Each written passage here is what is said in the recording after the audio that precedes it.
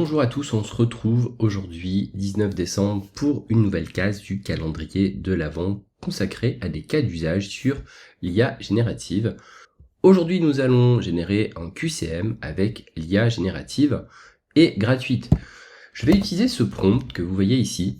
Mets-toi dans la peau d'un ingénieur pédagogique, formateur expert sur Google Workspace, fais-moi un QCM de 5 questions avec 4 réponses possibles.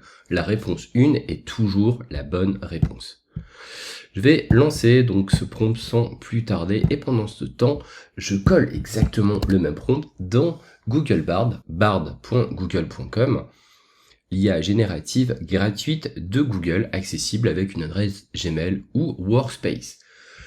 Du côté Google Bard, c'est un petit peu plus rapide. Alors ici, quelle est la différence entre Google Workspace et les applications Google disponibles sans frais? Ici, on a 4 réponses possibles et il nous indique la réponse 1 ici qui est la bonne réponse. Il n'a pas forcément très bien compris cette consigne. La réponse 1 est toujours la bonne réponse. Peut-être que c'est mal formulé. Effectivement, ici, on a rapidement un quiz qui est généré avec le corrigé qui est ici et puis les petits commentaires sympas. Toujours cette possibilité d'exporter vers Gmail, vers Google Docs ou partager. Alors, concernant ChatGPT 3.5, la version gratuite, nous avons ici les résultats. Quel service de Google Workspace permet la création ou la modification de documents texte, de feuilles de calcul et de présentation en ligne? On est sur Google Drive, c'est la bonne réponse indiquée. Ici, pour la communication par email, on sera plutôt sur la réponse C, Gmail.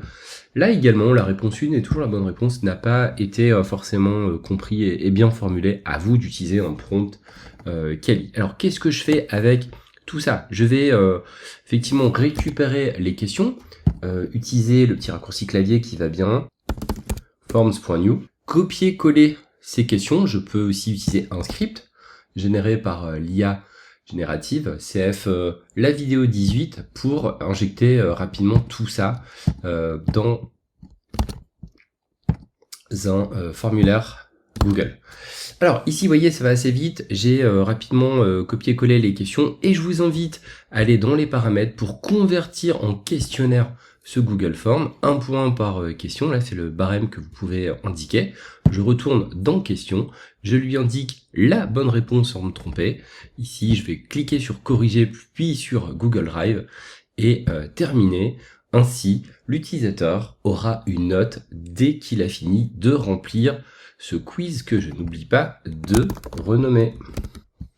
Voilà, vous pouvez utiliser Google Bard ou la version gratuite de ChatGPT pour générer rapidement des QCM. Attention cependant, l'IA a parfois tendance à halluciner quand il ne connaît pas les bonnes réponses ou à inventer, donc vérifiez bien ici vos QCM. L'objectif étant de gagner du temps, d'être un formateur, un ingénieur pédagogique, un consultant augmenté, et ne recopiez pas bêtement ce qui est indiqué dans l'IA générative. On se retrouve dès demain pour une nouvelle vidéo du calendrier de l'Avent. Merci, ciao.